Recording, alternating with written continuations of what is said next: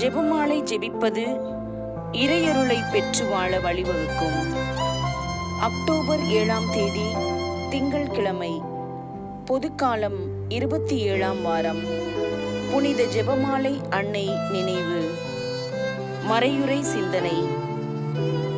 இன்று புனித ஜெபமாலை அன்னையின் விழாவை கொண்டாடுகின்றோம். நாம் ஜெபமாலை ஜெபிக்கும் போது தாய் மரியாள் நம்மோடு இணைந்து நமக்காக இயேசுவிடம் பரிந்து பேசுகிறாள் என்பதே இவ்விழாவின் கொண்டாட்டமாகும்.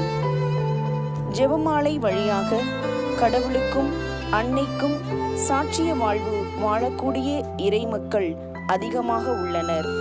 எனினும் இன்றைய நவீன காலகட்டத்தில் இன்னும் நான் இறையருளை பெறவில்லை, அன்னையின் ஆசீர்வாதம் எனக்கு கிடைக்கவில்லை, நான் எங்கு செல்வேன் என்று தன்னுள் ஏங்கிக் கொண்டிருக்கும் மக்கள் பலர் உள்ளனர். அவர்கள் அனைவருக்கும் அன்னை அன்பாய் கூறுவது, உங்களை முழுவதுமாக இறைவனிடம் அர்ப்பணியுங்கள்.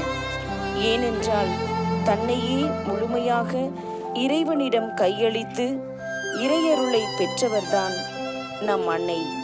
ஆகவே நாமும் ஜெபமாலை ஜெபிப்பதன் வழியாக நம்மையே இறைவனிடம் முழுமையாக கையளித்து இறையருளை பெற்று வாழ முன்வருவோம்.